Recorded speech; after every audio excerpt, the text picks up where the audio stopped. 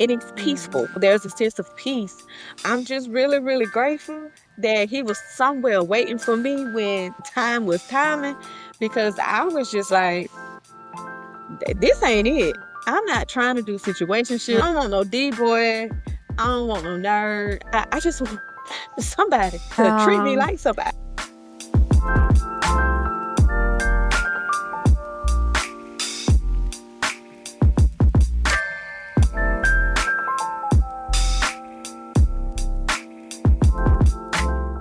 Yeah, I wanted to ask Jill, like, what kinds of things did you think, okay, I'm not ready? Or like now thinking Mm. back, like, what are the things that said, okay, I would not have been ready Mm-hmm. for Matt? Because I want some of my listeners that are not yet parents to actually hear it from someone. Some of my friends tune in and they're not yet parents, they're single and they're still trying to find somebody. What would you say about that time? yeah. So I think one thing that I think about is there's always going to be, you're still you, right? Even if you're in a great and a healthy relationship, you still maintain individuality in that relationship, I believe, right? But I think Yeah. at the time that we're talking about, I was not ready to compromise anything for anyone. Um, and and I think part Yes. of, when you really are getting serious with someone and you're thinking about like building a life with somebody, there is going to be, you're going to have a lot of things in common and that you're both like very much on the same page, but you're two people, you're individuals, you come from your own unique backgrounds with your own story, with your own priorities, your own stuff. And so there's going to need to be some give and take, and there's going to need to be like some, coming together in that union. And I think for me in my 20s, I just like was not, I thought I was, but I was just not really about that life.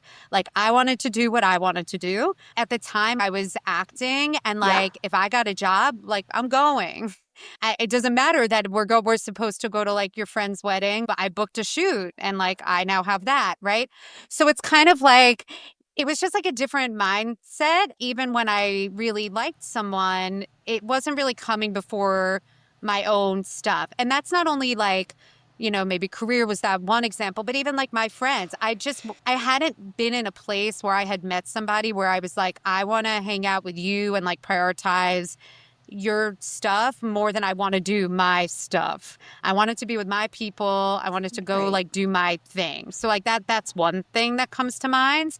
And then the other is just like, a certain degree of emotional vulnerability. Like if I'm really going to like get deeply honest with myself, I had, we all come into our adult or like later relationships with stuff from our earlier ones, right? So that's not only your Right. family and like all those influences on your life, but like it's your previous relationships. I lacked a lot of trust. My Right. defenses were definitely up after things I had been through in the past. I just Yeah. wasn't ready to let my guard down. There was always a part of me, even when I was in, that like wasn't all in. And at the time, I don't know that I could have made that distinction, but like I can now, I can see it. So even when like there was something where it was like, okay, like this is going, there was definitely a part of me that was never like fully getting into it. And I guess the last one is, we talk about being attracted to like the wrong people. And I was Yeah. like, I loved a good fix. Right? Like, I want to fix you. Like, you're giving me every indication that you're not ready for this, but I know I can change this. It's that thing that we do so often as women. I had so many of those in different iterations where I Yeah. was just like, dude, I look back on it, I'm like, it was never happening. They were giving Yeah. you every reason to know. But I was very like Seriously. into that and sort of rehabilitating someone on some level. There Yeah. needing to be a certain degree of that for it to be interesting, or like a certain degree of like a chase to be interesting. And when Matt and I Yeah. met, I was just like, I was saying, he was just so, he's still, look, I've never met someone so like genuinely kind in my life. There are times that I'm just like, I can't believe it's a real person. Felt like, like, okay, like Oh, there's, I love he really like, that. and I've said it here before. And if you know him, it's hard to like believe how genuinely he's just always thinking about other people. And that goes from not People. only the I close love that. relationships in his life, if you're on the beach and there's an attendant checking beach passes, he's buying that person water because it's hot. Like, that's just who he is.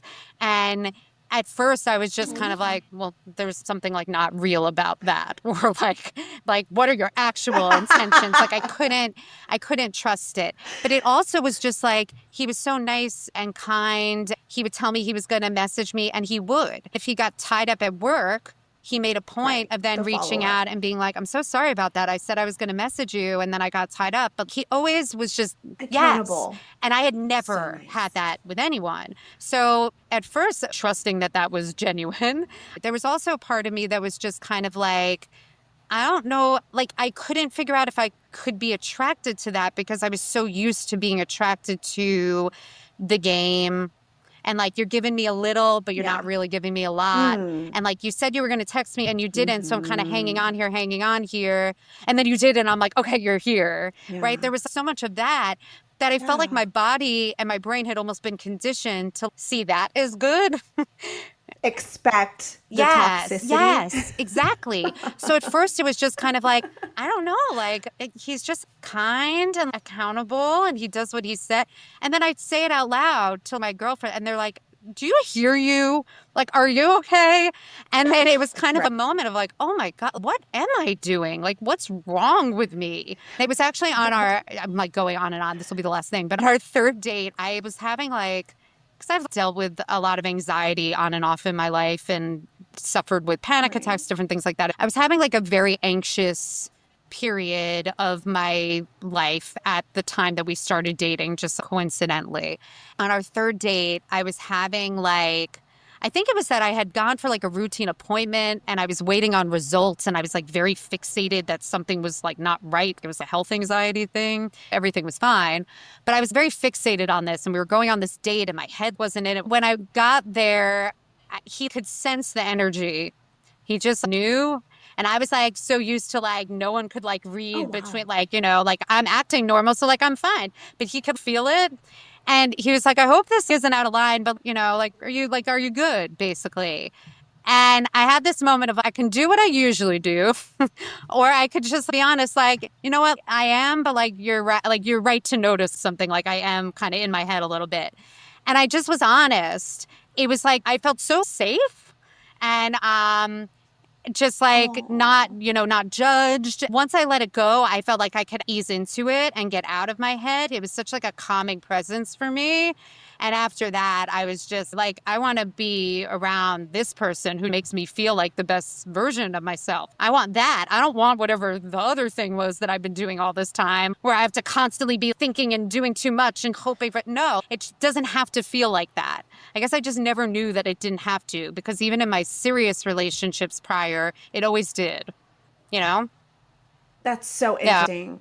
I love how you describe that because we do need a contrast version of what it is to be in a loving, caring, empathetic, accountable Yep. relationship.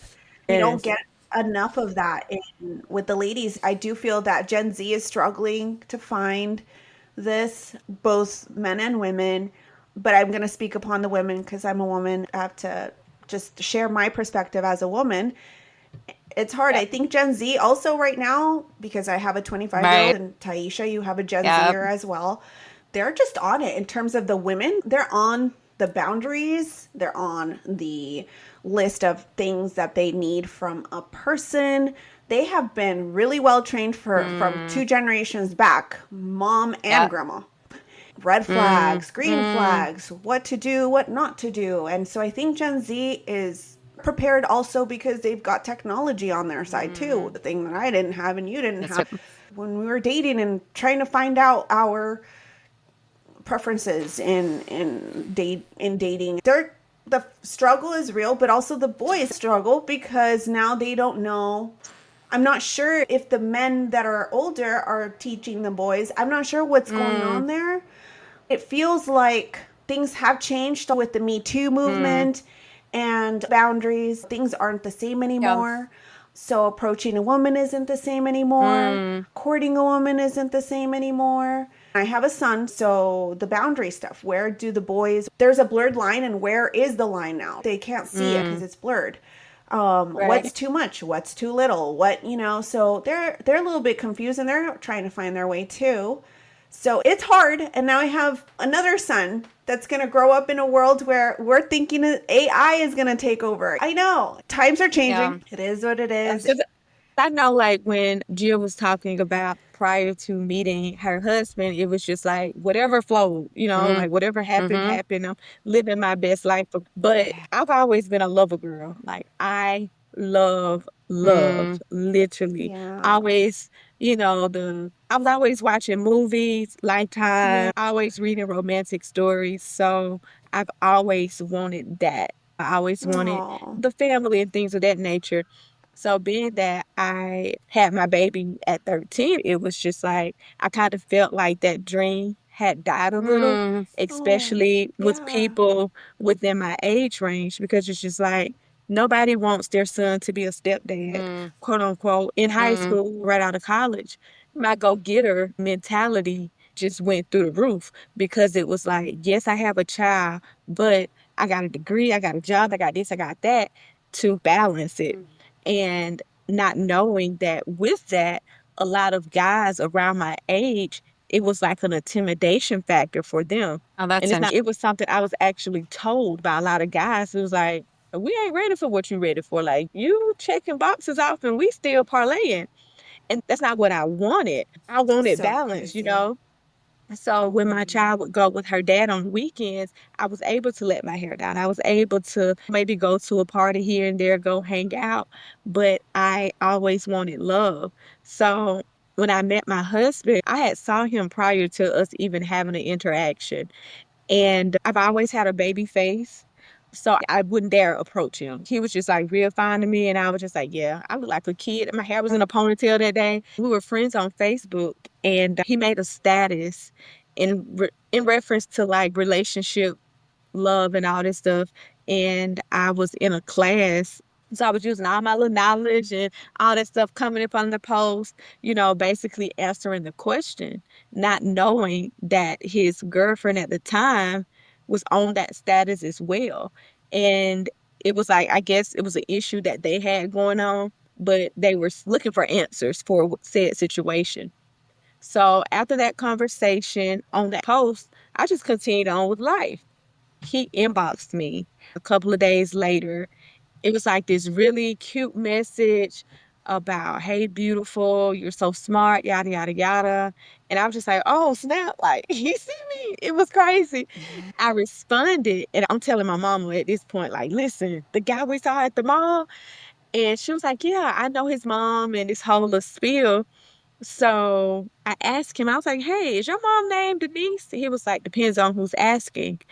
And I tell him, so his mom and my mom known each other for years. My Wow. mom is a phlebotomist and she used to always draw her blood at the doctor's office. And they would always talk about their kids and how they hope they find the right person and all of Oh. this other extra jazz. Him and I, we started dating. And when the parents found out that we were dating, it was like, oh, I almost ruined it because I was like, Jill, this is too good to be true. I was getting Bible verses every day. I was getting good morning, beautiful. His car was broken. Wow. So I was really just trying to find reasons to bounce because I was like, yeah, this ain't real. We had spent the day together and I messaged him the next day and I was like, I don't think this gonna work. I thought it was too good to be true. I Yeah. almost ruined it. So my I'm cousin, like, yep. the reason is because in my mind, I'm so used to being played with when I knew what my heart desired. My cousin was like, Nikki, this is what you prayed for. It was on my little list. He literally checked off everything on my list. Educated, tall, fine, smart, love God, family oriented. Like it was this whole thing. And I had to retract that statement. I was overthinking. And here we are 10 years together in November, 8 years married in November. Like Wow. we met November of 24. He made me his girlfriend the going into the New Year's. He proposed in 2026 and I'm sorry, 2016 and we 16. got met. Yes, and we got married 2017. Wow. So yeah, and I was just like, this is okay, God, I see you. But so much stuff just happened Mm, because I always wanted more kids to experience pregnancy with my husband. mm, But once we came together and I heard everything he had gone through, and Mm, we're still on this healing journey from both of our sure. past, it was just like, yeah, I think we're good. You got a son, I got a daughter. We're perfect. We got the perfect pair. mm. That's what we thought going into it. But as time went on, it didn't pan out like that because of the other party that was involved. But needless to say, I'm with you when you're right, Jill. It was just like, is he real? Mm, Let me touch him. Like, he's real. Like, this is for real. Of course, with every relationship, there's disagreements, ups, Of downs, good, mm, course. bad, ugly, mhm. and Of indifferent. course. But I'm super grateful that the good, outweighed bad, and we still rocking. Definitely Yeah, still That's I so rocking. love that. amazing, you guys. And I feel like the panel, it wasn't planned that way, but we aren't single parents, any one of us right now. The fact that we're here with different stories to share about breakups Hmm. and Hmm. makeup, toxicity, divorce, Hmm. and that it doesn't mean that because we are all in successful, loving relationships now, we didn't go through so Oh, many yes. hard times, right? And Yep. Girl. Yeah, right? and Right. I feel like it's Yes. good to talk about it because Yeah. otherwise I think it can always really easily feel when you look at something on the surface. You don't know what that's like. Everyone has their journey and that journey is also always changing. No one knows. Right. But I think Right. it's good to talk about that stuff and you have to go on your own journey and trajectory with it. I had a very specific idea of what my timeline was supposed to be. Like to your point, Tiesha, you had an idea of what you thought it Hmm. was, and then your story was different. And then it's kind of like, okay, now what? I started to see everyone around me coupling off and getting married. And I was like, I haven't even met my person yet. Like, Yes. eh, um, like what's happening here. So I just feel like it's good to know that it is a journey and wherever you are now doesn't have to necessarily be your ending point on that. You become a single parent before you meet your Yep. partner. Now, going into meeting somebody, you want someone who has the best interest for not only you, but your That's right. child as well. You want your child to see a healthy relationship. You want your child to see somebody loving their Yep. mom Yep. properly. Like my daughter had never heard my husband and I argue. We wouldn't dare argue in front of her. She really thought our relationship was just perfect. She's seen him go to bat for me with anybody. When I Mm. tell you anybody can get it when it comes to me with my husband, he's a man of few words. He be chilling. However, if somebody say anything or look Oh. sideways Mhm. to Tiesha about like his mom, daddy's brother, literally, he has checked plenty of people, Mm. including my people, about me. Wow. And it could be stuff that I'm used to, or, it's not a Mhm. big Mhm. deal. But for him, he was like, Yep. no, it is a big Yeah. deal. Your feelings do matter. They're not going to trample over your feelings Mhm. and all of these other things. So it was just like, okay, I Take get it. notes, ladies. Take Listen. notes. And my daughter sees that and she's dating. And she was like, oh my God, I thought I had got away from Pops. Mm. Like this guy, he does this like Pops. And I was just like, yeah, Right. I mean, Right. he's a provider, he's a protector, Mm. he prays, and he Mhm. makes sure we're good. And it's Mm. peaceful. There's a sense of peace. I'm just really, really grateful that he was somewhere waiting for me when time was timing because I was just like, this ain't it. I'm not trying to do situationships. I don't want no D boy. I don't want no nerd. I just want somebody to treat me Um, like somebody. that's good, a good reminder So, too. Don't settle. If you're in something and there's even the slightest nagging feeling of, is that all there is?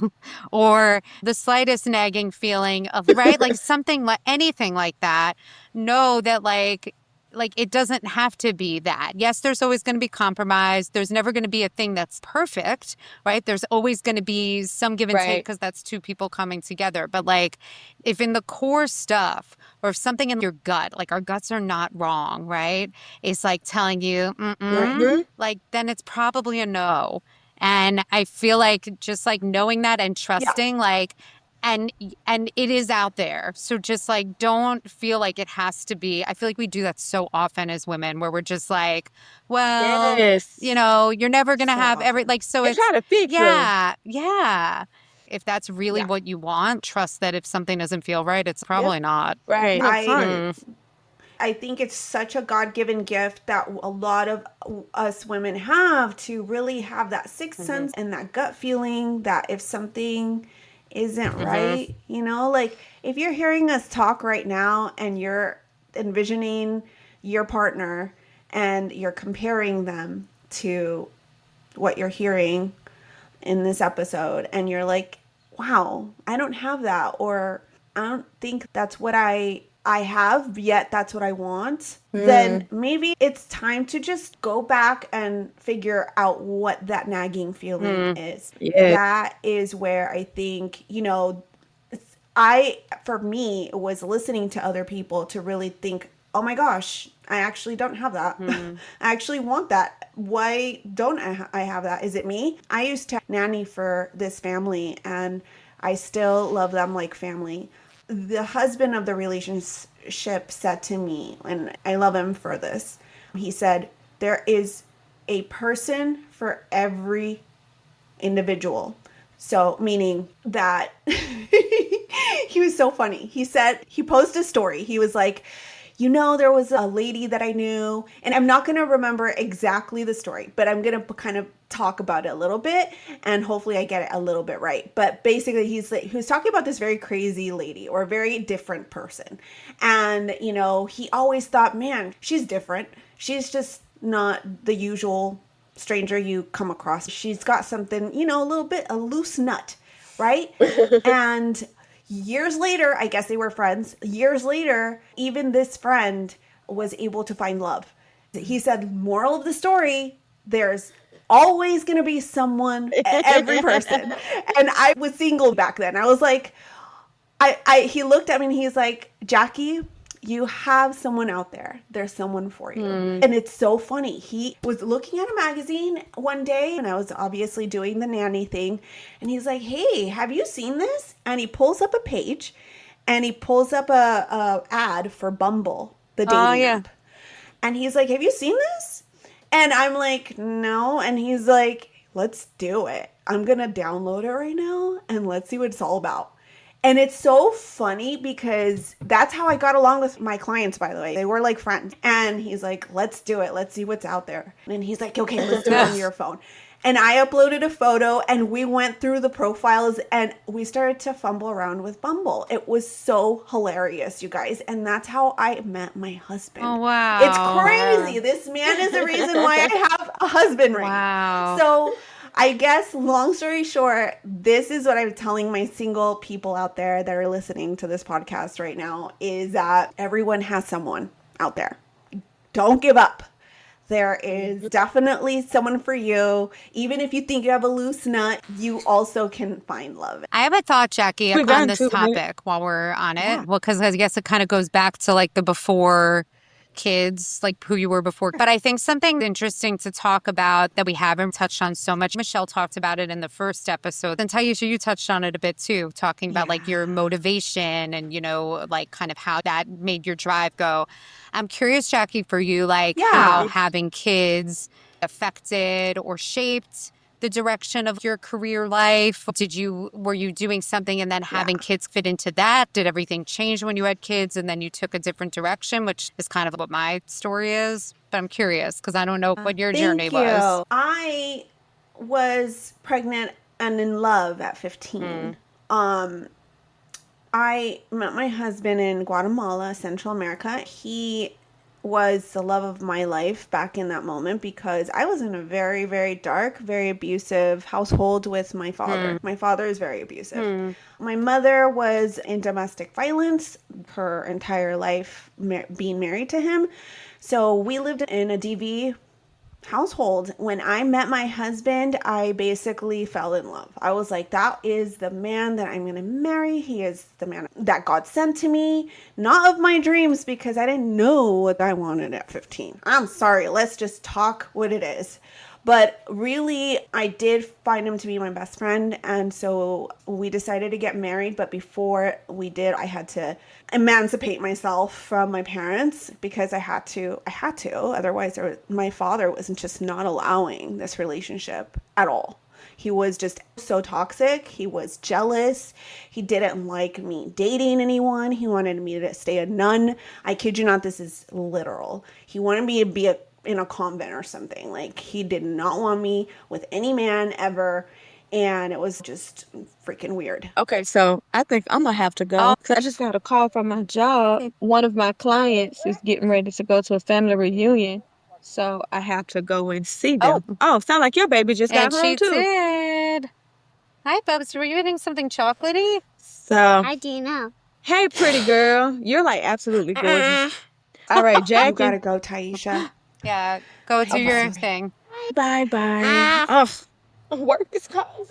So now we'll do the episode, you, me, and Ray, Jack. Just us. What's your name? Why not? That's Mama's friend Jackie. You can say hi, Jackie. Hi, Jackie. My name is Ray.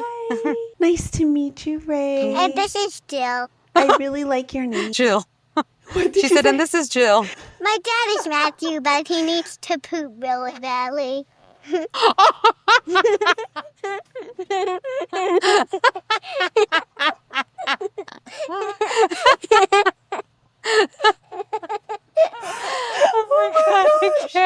love. Sorry. Sorry. We definitely sorry. will not put that on the you podcast. know, why are you sorry, Bubs? Why are you sorry? I made sure guys laugh too hard. Because you made us laugh too hard? Oh, yeah. You did make us laugh really hard. I love that, Ray. How old are you now? I'm 4. 4.5? Yeah. Oh my goodness. Oh, that's Okay, right. bye. Jackie said we could edit that out, Matthew. He said, or don't. He's fine. Or no. Okay. So anyway, you were saying you were talking about Guatemala Yes. and getting emancipated. Yes. So basically, I became pregnant at 17. It was kind of a bit of a plan. We moved in together and then I got pregnant. I wasn't preventing pregnancy, but that's a whole different story. So to answer your question, Jill, I had babies before and did things backwards. I had to go from having a baby to then thinking, okay, now I'm 18 and now I have to get my GED because I didn't graduate from high school, and then I got my GED and went straight to college. So I was on track in terms of college, but I had to do it much slower. I had to go to work and then go to college at night whenever I could in my motherhood journey. And 10 years later, kid you not, took me 10 years to get my degree. Honestly, though, it's So my amazing 4-year to do degree. it, period. Like when I think about, because now, like, when I think about having a child and about to have another child, I've thought about maybe going back to school for additional degrees, certifications, things like that. Do I have any energy left for anything between the amount of energy that you expend in your family life plus your work life, and have anything left for yourself and also do school? School's a huge commitment, even part-time, and the reading and the assignments. It's just like, so the fact that you were able to do that at all while mothering kids, and like anyone listening who's doing that, like that's amazing. When I was a student, that was my job. It was a full-time job. The idea of juggling all of that is amazing that you were able to do it. Well, the kids took a hit. I have to admit, like that last stretch in getting that degree. Yeah. I remember it was a summer and I had to take 15 units. I didn't see them. It was like, please, mom, help me out. Please, like kids, you guys are old enough. Go get stuff in the fridge. I packed the fridge. Go do it on your own. TV's at 5 and you can sit in front of the TV. I would have to go in and out of my room, cramming to make sure that they're safe. And like, it was tough. It was a tough time being by myself as well. And having help from my mom and sometimes their father when it was time for them to go with him. It does take a toll on, you're either going to fail at school or you're going to fail being a mom. And that's just bottom line. And you just have to make those decisions if, you're able, because I had to, and I thought I can't waste all. Now I'm committed. Now I'm in, and now I'm paying all these loans. So I have to finish. There's no way I'm going to just leave it. So that was my commitment to myself. Had I done it all over again, I'm not sure I would have gone back to school. I'll be honest with you, because it's so much money. I had to take a private school that offered evening courses. To finish answering your question is, I decided that because I love children so much, I was going to become a nanny. The reason I chose that was because I was a Sears portrait studio photographer as one of my very first jobs. And I was like the one doing goofy faces to the little kids so they could smile and take a photograph with all of their family, sometimes by themselves. And I discovered this love for families, just this love for children. Maybe because I was a mom already, but yeah. And so then I was like, if I could have the perfect job, it would be serving families and taking my kids along with. And that's what I started to do. I started to work with a nanny referral agency in the Bay Area in California. They took me in and I was my own self-employed independent contractor. I started to nanny for different families, on call, part-time, and all the things. And I found a family that wanted me and my kids. And I was like in heaven because I could go to gymnastics with my kids and theirs. And I could go to the park with. So my daughter is now a very close friend of one of my first clients ever. Oh my gosh. And that's isn't amazing. That crazy? Yeah. And, you know, rest in peace. My client did actually just pass. And she, she was my mom's age, believe it or not. She started in her 40s to have babies. And it was such an amazing journey. She taught me so much in her 40s. That's why this mom panel is so golden for me, because I feel like if I would have had the same, I would have done it over again. I would have continued to work with amazing clients in their 40s, 30s, and late 20s and learn how to be a mom all over again. I did the right move. I was mentored by all of these amazing women. I was taught all these things on how to be a mom and the many ways I could be a mom. And I taught them too on how to be a resilient single mom with a baby on her hip and still going to school and all the other things. And so it was just an exchange of amazing knowledge. And here I am having babies again in my 40s because they inspired me. I wanted to be just like them. And here I am. I'm like them. I love that. I love that.